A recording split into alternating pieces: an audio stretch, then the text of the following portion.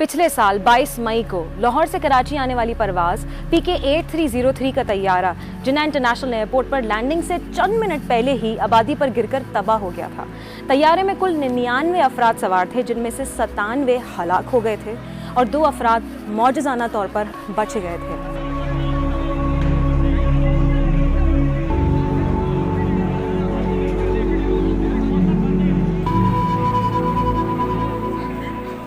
लेकिन इस हादसे के कई माह बाद तक मॉडल कॉलोनी जिन्ना गार्डन गली नंबर 2 के रिहायशी टूटे हुए और जले हुए मकानों में रहने पर मजबूर थे। उनकी ज़िंदगियां मफलूज हो गई थीं, फैमिलीज़ दरबदर हो गई थीं और PIA की जानिब से उन्हें कॉम्पनसेशन के पैसे देने में काफ़ी परेशान भी किया गया था।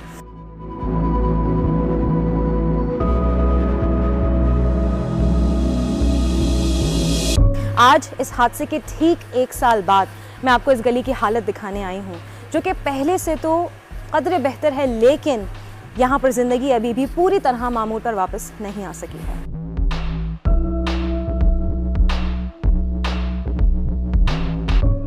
मेरा नाम अब्दुर्राफ़ी है। तो मेरे घर के आगे ही जहाज़ गिरा था। तो अब जहाज़ गिरने की वजह से मेरे घर का पूरा फ्रंट हिस्सा डैमेज हो गया था और साथ में ही तपिश इतनी थी कि घर के फ्रंट का सारा सरिया वो पिघल गया था।